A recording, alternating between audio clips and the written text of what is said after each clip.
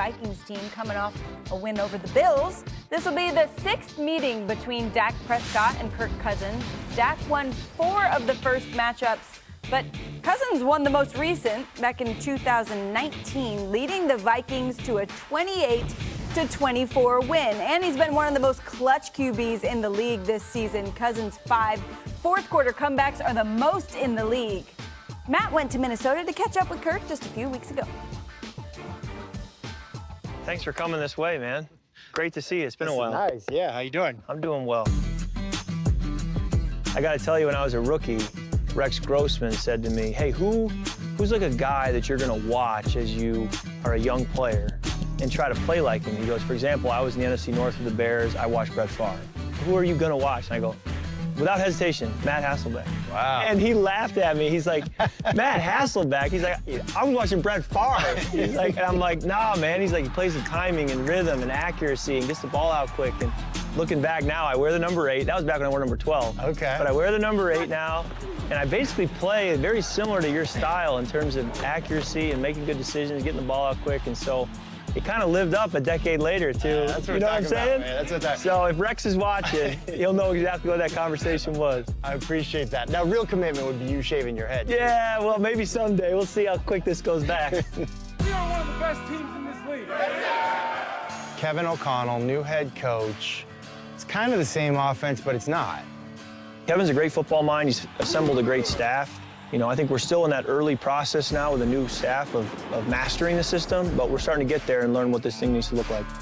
To Kevin's credit, he's done a good job of trying to marry it all and kind of make it not the 2021 Rams, not the 2020 Vikings, but the 2022 Vikings, and use our talent and the system that they know and try to mesh it all together into what we've been doing. How important is the quarterback-center relationship? I think it's very important. I've been blessed here in the last 4 years to play with Garrett Bradbury almost every game. There's been times where I've screwed up the cadence, but he won't snap it because he can tell my tone of voice, I don't want it snapped. And so there have been times where he's saved me with a protection call because he knows what I want, but he also knows I'm not doing it, and so he'll cover for me. We just got in because of you, bud. You got us in, bud. It's making so much more sense why Matt wanted to go out to do this interview now. It all is making more sense. Awesome. You didn't know that? Big I feel like he Hasselbeck said fan. that to me once when he was a younger player. What? My eyes. Come on, you could do better than that. You could do better than His that. wife, Julie, right now is like, absolutely not. That was very good. Kirk's wife, Julie. Sorry. That Not Matt's picture wife. right That got there confusing. just erased this whole segment. Yeah, it did. Sorry. We were going to say something serious. Instead, we will get to Ed Werder. That wasn't it. Somebody's going to That save wasn't us. It's going to be Ed Werder, who is in Minneapolis with the very latest on Vikes and Cowboys. Hi, Ed. Hilarious. And you know I'll be serious, Sam. With the Cowboys' perimeter run defense, a proven liability, Coach Mike McCarthy has warned his players that coming off the bus, they should expect the Vikings to be running the football at them. And then recognizing the astounding playmakers around Kirk Cousins, McCarthy added, as soon as I say that, they're going to take a shot down the field. First-year Vikings head coach Kevin O'Connell tells me the Cowboys would be badly mistaken to overlook the Minnesota passing game. He mentioned Justin Jefferson, Adam Thielen, T.J. Hawkinson, and then he told me I can play the game a lot of different ways. And what I'm not going to allow to happen is to have the football game be dictated to me in any shape, form, or fashion. It will be on our terms. Cowboys defensive players are seething. They blew a 2-touchdown fourth-quarter lead a week ago in Green Bay. The Packers becoming the second consecutive opponent to rush for more than 200 yards against Dallas. Micah Parsons has resolved those failures will be corrected, addressing them as a personal challenge and vowing, Sam, saying, I'm going to buckle up my helmet, I'm going to set the edges and ball out, and if they want to drop back, well, they can see me in that too. Yeah, I mean, you love to see some fight out of them. Mort's fired up about this, too. Mort is really fired up. But here's the thing we got to talk about, because in this game, I mean, you get the Cowboys coming into Minneapolis, and I'm not going to say must win, because there are still ways around for them.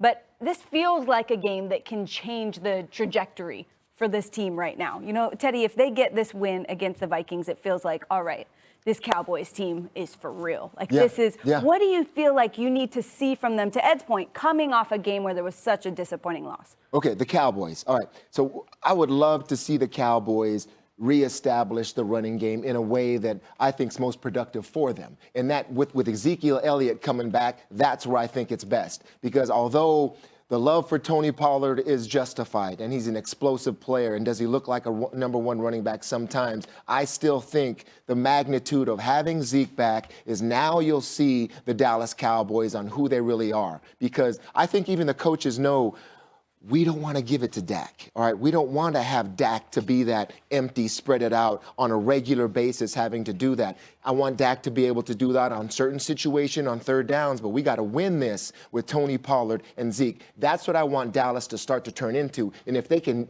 execute that formula against the Vikings, that would show me something, Sam, that this team is for real. Yeah, I don't know that it's a lack of faith in Dak, though. I just think that the strength of this team is probably in the running back room, not the wide receiver room. Like, I just remember for years and years, whether I was growing up watching the Dallas Cowboys or playing against the Dallas Cowboys, they had multiple weapons in the passing game that you just knew were going to end the day with a couple touchdowns. Like, you just knew that was going to happen. And I know CeeDee Lamb's their guy, but, like, I just think the strength of the room is in that running back room. Okay, or strength of the team offensively is the running back room. And Tony Pollard has been super impressive to me, okay? Plus Zeke, now you got a winning formula. We know about him as a receiver, okay? He played wide receiver at Memphis. We talked about it all the time. He's a real threat. So you have a little bit of a fire and ice type thing with Zeke and him as a pass catcher out of the backfield. Well, what's the reason that young, talented running backs don't become everyday guys? Pass blocking. Let's pick up. And this is what I'm talking about. You have to earn the right to carry the football. He has earned that right, in my opinion. And what do you see when he does it? Inside the tackles, hard nose, north-south. Kind of looks like a Zeke run to me. So I just think right now, the talent that you can absolutely hang your hat on is in that running back room. That's not to take anything away from Dak. Dak's numbers right now on third down and fourth down in known passing situations stink. He's in last place in completion percentage in those situations. I don't put it all on him. I think we're not seeing that same level of just really impressiveness that we're seeing out of the running back room. We're not seeing it consistently out of the wide receiver room, and I think that's what they got to get fixed. You know, one thing that I said earlier in this season, the reason why I was excited for this Minnesota team, one, they're getting Kevin O'Connell and what he did in L.A. And you're talking about an 8-1 team, and you heard him talk about, hey, we're the hottest team in football. That came from the head coach himself. But the reason why I'm so excited about this is you've heard me say time and time again, ever since being an analyst for ESPN, cannot have a defense to know where your number one wide receiver is. You've just seen what type of season Justin Jefferson is having. Yes, they have CeeDee Lamb on the other side for the Dallas Cowboys, so that's a much watch too because of the two cornerbacks between Peterson and Diggs. But this is something special in Minnesota, man.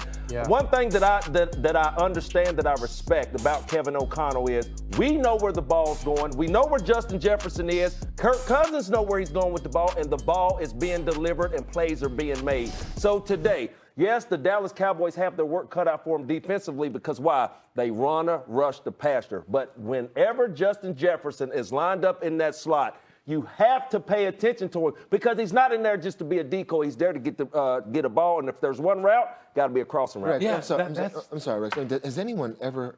Do you all watch Kirk Cousins and wonder how the heck did he just do that? Oh, because man. I watch Kirk Cousins, and sometimes he's throwing a ball like this, and the guy's not even looking. So, I mean, it's great to see him have the success. It's like, how long can that last? I mean, I like the Vikings and the success. Yeah, I think he knows, like even just talking to him in Minnesota, he knows that he's not a Josh Allen body type. You know, he's maybe 210 pounds, give or take 5 pounds. He's not taking a beating. So I think he's almost perfected. He knows where protecting the body. I'm throwing this ball. I'm not even seeing it. And then the ball, like I'm laying there on the ground listening to the crowd. Like, was it complete or was it not complete? That's his game. And the trust that he has with Justin Jefferson. It's amazing. Those plays, that's unreal. The defense is designed to take Justin Jefferson away, and they're still completing. Yeah, but that's what I mean. Look, he's throwing into double coverage right there, drops it over, two defenders on a 7 route by in overtime he makes that throw. The ball has eyes. It's just absolutely amazing. And the trust level, you're right, Matt, the trust level he has, especially with Jefferson. But you know what? It's all starts off of being able to run the football and then that play action game. That's why it's not as easy to stop Justin Jefferson. You know he's getting it, but you got to come down to the party to stop that run. Yes. And for Dallas, here's what I like. You guys are excited to see the running game. Like, that's how they have to win. They better show up and stop the run. Over 200 yards, 2 games in a row. That, unfortunately, is what I think of Dallas's defense. I don't think about the superstars they have rushing the passer anymore. We talk about it all the time, earn the right to rush the passer. Yeah. Well, I tell you what, you've heard me say it. Dehydrate Dalvin Cook. We talk about it Give all year. him that rock, baby. Running right at Micah Parsons. Right at him, Brew. Right at him. The Minnesota offensive line's pretty darn good. Do you think, because you were so high on this Dallas defense earlier in the season, do you think that game against the Packers was them getting exposed, or do you think it was just a bad game? Like, isn't everybody allowed to have a bad game every now and then? But, Sam, I thought they got exposed against Chicago when they ran the ball down there, when they were just like, you know what? We're going to pound the ball at you. Yeah, I think that was a true. That's our new anthem. That's what nobody. Get to Morton Adam for good. more, guys. Hey, Sam, you guys were talking about the Cowboys' rush defense. And for the Vikings, their left tackle, Christian Darrisaw, came out of the third quarter of last week's game against Buffalo with a concussion. He was in protocol most of the week and cleared on Friday, which means he's good to go against the Cowboys. And Christian Darrisaw, a first-round pick last year, is playing at an all-pro level. Just ask the teams he's been playing against. And